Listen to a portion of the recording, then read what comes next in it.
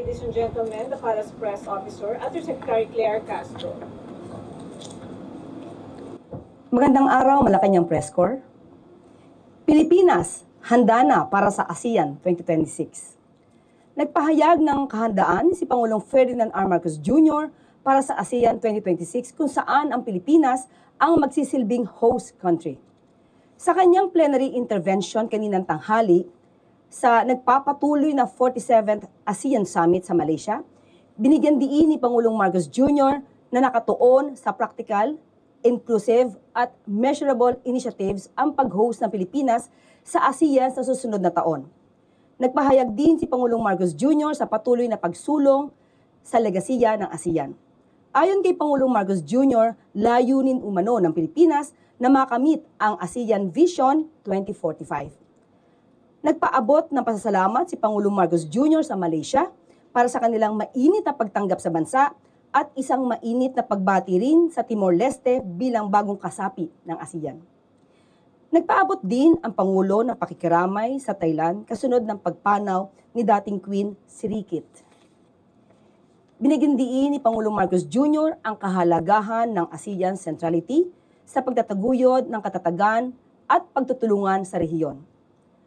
Mahalaga rin para kay Pangulong Marcos Jr. ang kahalagahan ng mutual benefits and dialogue, lalo na sa Indo-Pacific, habang binigyan din niya ang patuloy na commitment ng Pilipinas sa UNCLOS at Biological Diversity of Areas Beyond National Jurisdiction o BBNJ Agreement. Sa usaping ASEAN Trade Agreements, kagaya ng ATIGA Protocol at ASEAN-China FTA 3.0, binigyan din ni Pangulong Marcos Jr. ang suporta sa open markets, infrastructure development at regional economic growth. Patuloy din ang pagkilala ni Pangulong Marcos Jr. sa inclusive at sustainable development sa pamamagitan ng social protection, disaster resilience, at environmental cooperation.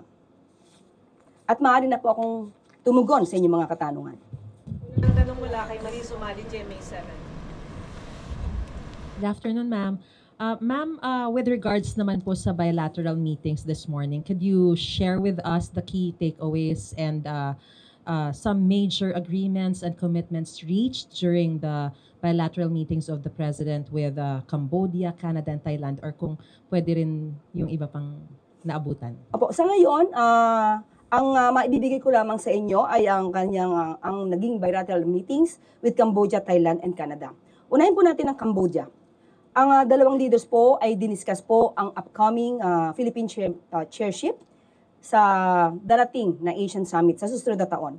At ang Cambodia rin po ay nagpahayag ng kanyang suporta sa pagiging chairship po ng Pilipinas. At ang dalawa po ay napag-usapan din po ang developments between Thailand and Cambodia, especially the signing of the terms of reference of the ASEAN Observer Team. At pantungkol po naman sa Thailand, unang-una po ay pinaabot po ng Pangulo ang pakikiramay sa pagpanaw po ng Her Majesty the Queen Sirikit. At ang Prime Minister po ay ng Thailand ay nag-express din po ng suporta para sa Pilipinas sa darating na taon sa pagiging host country para sa ASEAN Summit. At ang dalawang bansa rin po ay pinag-usapan at gustong palawigin pa po ang usapin tungkol sa tourism, trade and investment, including po the engagement with private sector. At nagkaroon din po ng pag-uusap at na-highlight din po ang patungkol sa agricultural exchanges. At pagdating naman po sa Canada, nagkaroon din po, na-highlight po ang strong people-to-people exchanges. At nagpasalamat din po ang Pangulo sa Canada dahil sa pagsuporta sa Pilipinas patungkol po sa shared values at including po the international law, particularly UNCLOS. At sila po ay magkakaroon ng constructively engage in ASEAN. Yan, and they will also boost trade and investment and energy cooperation. So yan lang po yung pinaka-highlight sa kanilang naging bilateral agreements. Bilateral meetings. Okay. Ma'am, follow-up lang dun sa Canada na binanggit na susuportahan sa UNCLOS. What specifically did you mean by this? Ano pong bahagi? Is this with regards to the ongoing more aggressive tension happening in the West Philippines Sea? Sinusuportahan lang po yung naging desisyon patungkol sa ating karapatan maritime rights at dahil ito po ay base naman sa international law at ito po ay sinusuportahan ng Canada. Sunod na tanong malaki, going to final business world. Good afternoon po. Ma'am, pasensya na, follow-up lang po dun sa Canada. Napag-usapan po ba kanina yung status ng Visiting Forces Agreement as well as ang ating Philippine-Canada Free Trade Agreement? Hindi pa po namin masasabi at malamang ang Pangulo po kung makapagsasabi niyan kung meron na pong ganyan. As we speak, wala pong naibanggit sa amin na kung ito na pag-usapan. Thank you po. On other matters po, nabanggit niyo po yung ATIGA and ASEAN-China Free Trade Agreement 3.0 upgrade. Yusek, why are these two trade pacts important for the Philippines in terms of trade relations, and what are the projected figures on trade flows, exports, imports, and investment that the Philippines can expect? Okay, natanong po natin mismo si Secretary Tess Lazaro at ibibigay ko po ang kanyang pahayag patungkol po dito. The ASEAN-China Free Trade Area or ACFTA has long been one of the ASEAN's most important economic partnerships. Now, with the 3.0 upgrade, both sides are working to make this partnership more modern, more comprehensive, and better aligned with today's global realities. The upgraded protocol opens new opportunities for high-impact cooperation in areas that are increasingly vital to our region's future, from the green and digital economies to sustainable supply chain connectivity. It also provides fresh pathways to empower micro, small, and medium enterprises, enabling them to participate more fully in the regional value chains. At the same time, the strengthened frameworks on fair competition and consumer protection will help ensure that the benefits of growth are inclusive, broad-based, and sustainable. The original ACFTA provides guidance in the following aspects of trade: trade in goods, rules of origin, customs procedures and trade facilitation, standards, technical regulations, and conformity assessment procedures, sanitary and phytosanitary measures, trade in services, investment, and economic and technical cooperation. The ACFTA 3.0 upgrade now includes guidance on competition and consumer protection, digital economy, green economy, supply chain connectivity, and micro, small, and medium enterprises. End of quote. At patungkol naman po sa ATIGA. According to Special Assistant to the President for Investment and Economic Affairs in the Philippines, Secretary Frederick Go, and I quote, "The upgrading of the ASEAN Trade in Goods Agreement, or ATIGA, ensures the agreement's continued relevance in addressing contemporary trade challenges. The enhanced agreement offers significant benefits, particularly through improvements in trade facilitation measures, transparency provisions, dispute settlement mechanisms, and the inclusion of new and emerging trade elements. Notably, the mutual recognition of authorized economic operations, or AEOs, will allow certified traders to benefit from expedited cargo clearance throughout ASEAN. Additionally, businesses will find it easier to comply with administrative requirements, self-declaration of origin, the implementation of the Electronic Certificate of Origin, or E-Form D, and acceptance of digital documentations. At mamaya po, ang kabuuang mensahe po ni Secretary Go ay ibibigay ko po sa inyo. Thank you, ma'am. Sunod mula kay Maricel Halili, TV5. Hi ma'am, magandang hapon po. Ma'am, yesterday, Executive Secretary Lucas Bersamin mentioned that they cannot allow indiscriminate freedom to access SALNs. What does it mean?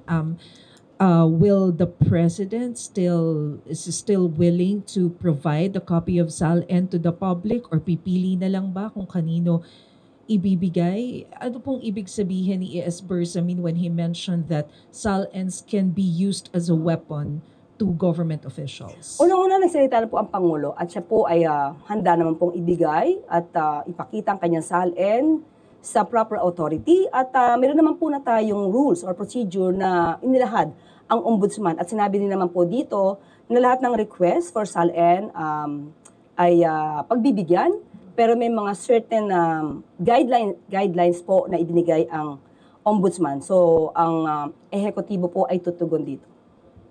Follow-up, ma'am. Kahapon po natuloy ba yung meeting among cabinet secretaries about the SALN and what was their agreement?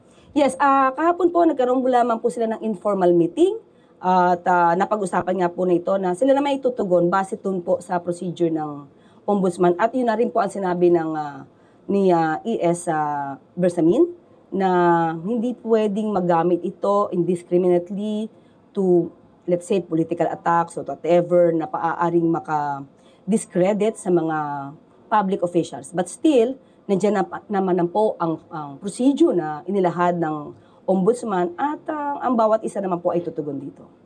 Salamat, Yusek. Sunod po mula kay Dexter Cabanza. Leading one.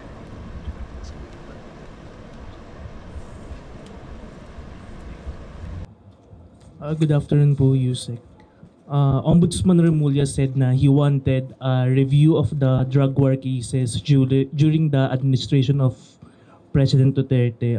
Katanong ko lang po if the President is informed about this move and ano po yung gagawin ng executive to support this move ng Ombudsman. Ang ombudsman po kasi ay isang independent body, constitutional body. So, wala pong hindi po kailangan nilang mag-report sa Pangulo kung ano po ang gagawin nilang mga aksyon para po sa mga pagtugis sa mga maaaring may sala na mga public officials. So kung ano po ang kakailanganing tulong ng ombudsman sa mga law enforcement agencies to get the, let's say, data or facts or reports, yun naman po ay ipagkakaloob. Pero para po ipagpaalam pa sa Pangulo ang gagawin ng ombudsman, hindi po saklaw ng Pangulo ang anumang aksyon na gagawin po ng ombudsman, Office of the Ombudsman. Thank you po. Sunod mula kay Joyce Rocamora, Philippine News Agency. Good afternoon, Yusek. Yes po. China and the US held their latest trade talks yesterday po. Is there also going to be a similar meeting between the Philippines and the US economic team, specifically Sec Roque? Sa ngayon po, natanong po natin si Secretary Go at wala pa pong update patungkol po dyan. Hindi po napag-uusapan. Pero for this mission, ma'am, ano yung mga ka-meeting? Sino-sino yung mga ka-meeting ni Sec Roque or Sa ngayon, kasama sa delegation? opo, sa ngayon po, wala pong pakikipag-meeting ang presidente sa anuman na patungkol po dyan. At yun lamang po ay nagpirma lang po ang ating Secretary Cristina Roque ng 2 agreements. Ano yung agreements, ma'am? Yung Atiga Ayun and lang. opo. Okay. Ma'am, ako na rin. For the Timor-Leste, ma'am, the President already made a statement about it. Meron na po kaming binigay sa Yeah. media. Opo. Can I also make a follow-up? How are we anticipating yung role ng Timor-Leste? The role that they would play once we chair the ASEAN Summit next year? Alam naman po natin na ang bawat miyembro po ng ASEAN ay meron po silang mga goals, shared goals, patungkol po sa ekonomiya, sa security. So asahan po natin lahat ng mga miyembro ng ASEAN, including na po ang bansang Timor-Leste, ay pare-pareho po nagagawa at gagawi dito sa ganitong klaseng goals po. Next question mula kay Richmond Cabello, Navy Trip. Good afternoon po, Yusek. Maybe just get the palace reaction that dito po kasi sa recent development in the Duterte case in the ICC, ginamit po ng defense team niya yung statement po ni President Marcos Jr. in terms of the ICC jurisdiction issue. Ano po ang masasabi ng palasyo tungkol dito? Sa ating pagkakaalam, ang ICC will base its decision or order or resolution on the Rome Statute. And it will not be guided by the political statements. So, kung yan po ay kanilang gagamitin, depende na po ito sa ICC kung paano po nila itong i-evaluate. But sa aking pagkakaalam ay hindi po sila sumusunod or hindi po sila nai-influence ng anumang political statements. Thank you po, Yusek. Maraming salamat. At para sa good news, ulit, Pilipinas, sumailalim sa kasunduan na naglalayong patatagin ang kalakalan sa ASEAN Summit sa Malaysia. Alinsunod sa direktiba ni Pangulong Ferdinand R. Marcos Jr. na palawakin ang exports, magbigay ng trabaho at patatagin ang product quality, sustainable trade at regional resilience, lumagda ng 2 kasunduan ang Department of Trade and Industry o DTI nito lamang Sabado sa Malaysia.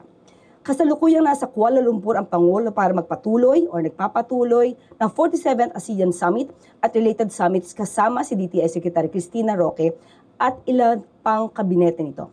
Ang kasunduang nilagdaan ng ahensya ay ang ASEAN-China Free Trade Area o ACFTA 3.0 Upgrade Protocol at Second Protocol to amend the ASEAN Trade in Goods Agreement. Sa ilalim ng kasunduan, ACFTA 3.0 Upgrade, napagkasunduan ng ASEAN at China na palalimin ang kooperasyon sa digital, green at sustainable trade sa pamamagitan ng improved customs procedures at iba pang trade measures. Inaasahang maraming Pilipino ang makikinabang sa kasunduan na magpapatatag sa tiwala sa e-commerce at cross-border transactions.